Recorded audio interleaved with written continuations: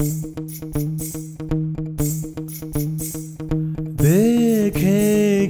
ये ज़मीं, देखेगा आसमां,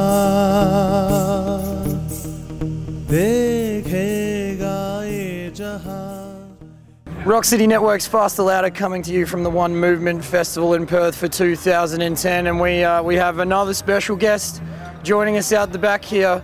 Raghu, come on. I know you've already made me laugh about this. Can you please pronounce the last name for me? It's Raghu Dixit. Dixit? Yeah, Dixit. Okay, cool. How you doing, man? Fantastic. Thank you very much. Yeah? Yes. Excellent, man. Well, you played 2 shows today.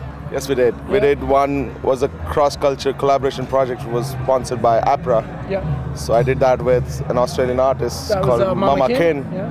And that went off fabulously well, and it was kind of good advertising for our next gig, which was on the main stage at 4 o'clock. Yeah. So that was great.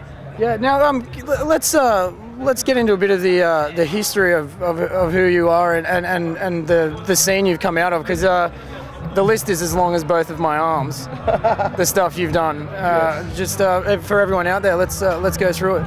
Well, I come from India and I live in Bangalore, which is down south, and I studied as much as I could, as much as my parents wanted me to. I did my master's in microbiology, and then as a kid, as is always the tradition in South Indian families, one of the children has to learn the classical art forms.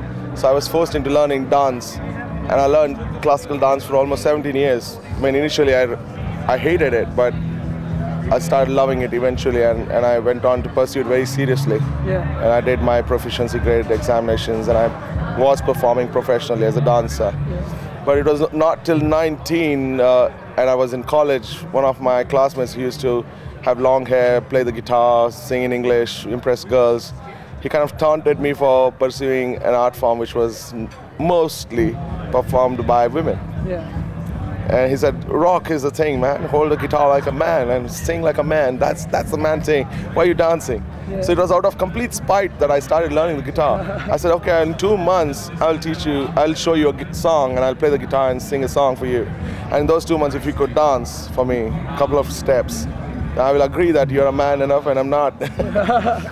But, well, though it started like a silly joke, within a couple of weeks, I realized it's just a wonderful feeling to sing.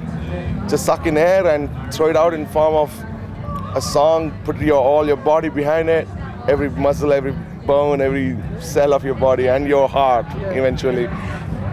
And people like it, people clap for it. And eventually nowadays I'm getting paid for it. Yeah. I think it can't be anything better than that. Yeah. So yes, but I did everything what my parents wanted me to do, study and get a job. I worked as a scientist. Then eventually when I was 24, I quit for music, and ever since then I've been a full-time musician. Yeah. And it's been a very difficult journey for me back home in India, because there's no infrastructure, no industry whatsoever for independent music. Yeah. Indian music is mainly commercial music, which comes from Bollywood. Bollywood films, yeah. It's taken over 99% of the soundscape of every radio and television scene. There's absolutely no airspace, both on radio and television, to propagate my kind of music. So it had to be done by live shows. Yeah. And it's taken about 8-9 years for me to get known in my home country. Yeah. And it's only in the last couple of years that I've started to gain that mass movement, fan following. And it's worked out. And 3 years back I released my first ever album through an independent label called Vishal and Shekhar Music.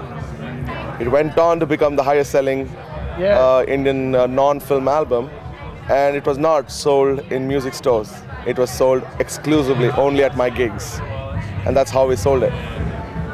That's pretty impressive. I think any band on the planet would want to be able to put their hands up. So that you're talking to me about hard copy albums. Absolutely, hard copy albums. We actually encourage people to download our music for free from various torrent sites, and then urge them, if they like the music, then they go and buy the CD at our gigs. Okay, yeah. I mean, it's fair enough. Yeah. Because not all songs in an album sometimes are good enough. Yeah. And people feel cheated after buying an album and finding only 1 or 2 great songs and the rest are all crappy. Yeah. So that's why we urge audience to actually go ahead, listen to the songs, and if you like them, buy every song. Yeah. Well, it's quite amazing, and I mean, there's other things I've seen in there. The band that you formed at one point, I think it was I can't pronounce the Indian, but Fire Within in the English. Yes, it's called Antaragni, which means the fire within. Yeah. Yes. And tell us a little bit about that as well. Well, that was the band I started first, and like any other band, we were getting together, playing and playing and playing, but eventually each one had their own dreams and we all went separate ways. Like, it's very difficult for all the five to dream the same thing and walk at the same place. You're always as fast as the slowest horse, and I couldn't take that anymore. So I had to branch out and start writing on my own songs. And instead of having a well-set band, I just started collaborating with musicians, whoever likes to play with me and I would like to play with. So I have a very fluid arrangement of band members. People just walk in and walk out whenever they want. And I'm just going like a river, taking along whoever wants to come with me. Yeah, and it's worked out fine, because I might be playing the same song for 10 years, but every time I go on stage, it's colored differently. We never practice because each one is living in a different city in India, and India is huge, let me tell you that. It's very difficult to get together to practice. So what happens eventually is just my vocal melodies and my guitar chords are fixed, the hooks are fixed.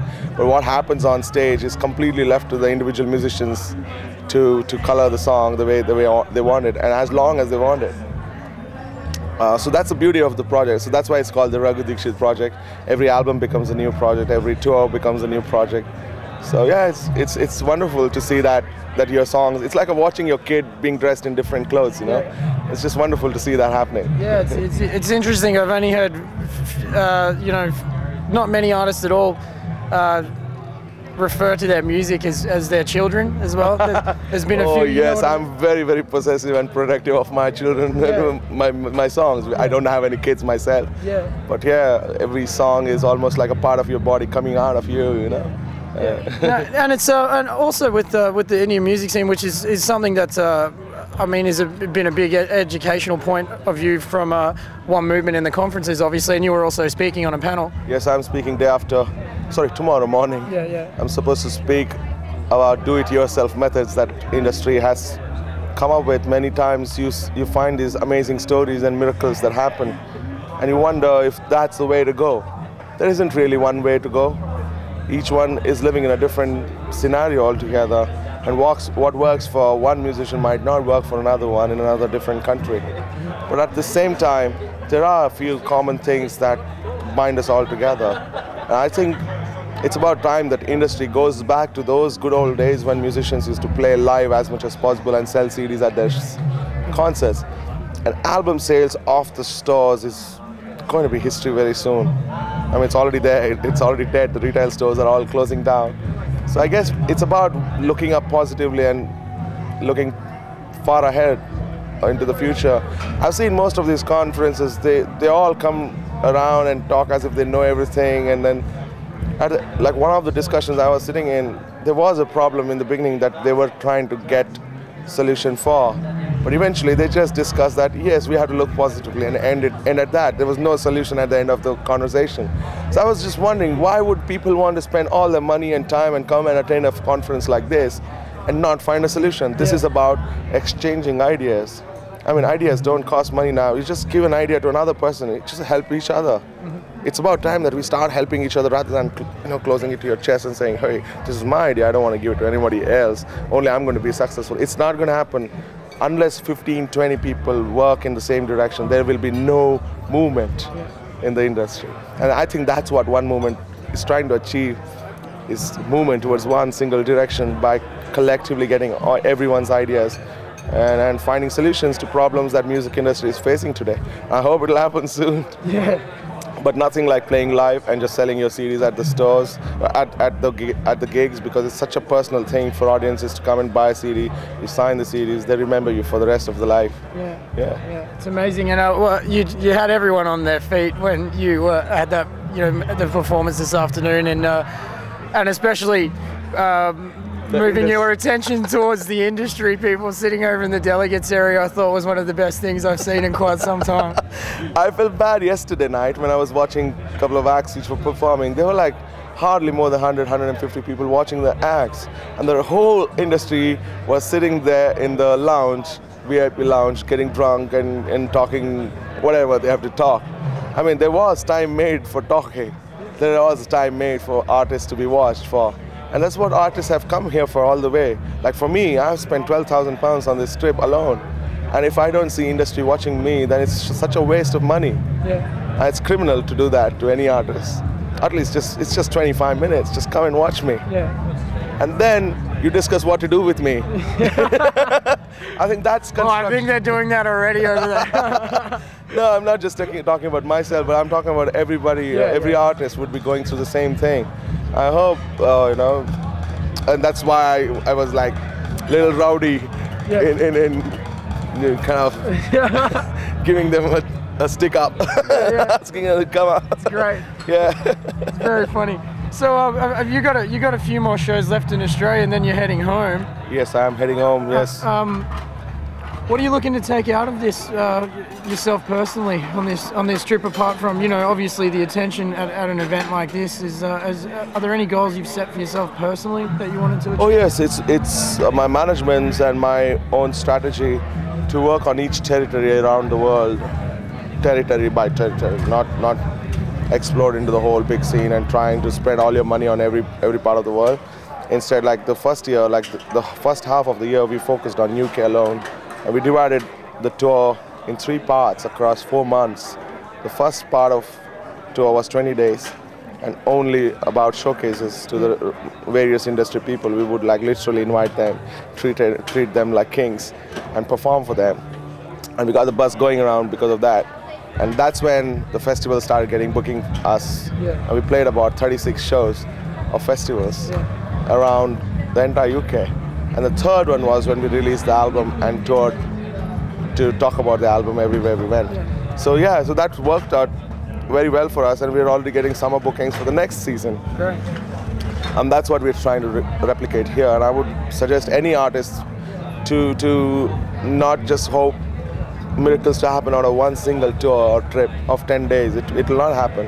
Every artist will have to keep banging on it, keep coming, hammering it. It's like carving a statue. You have to hit 10,000 smaller hits to get that statue into shape, you know, and I think that's what we have to do now.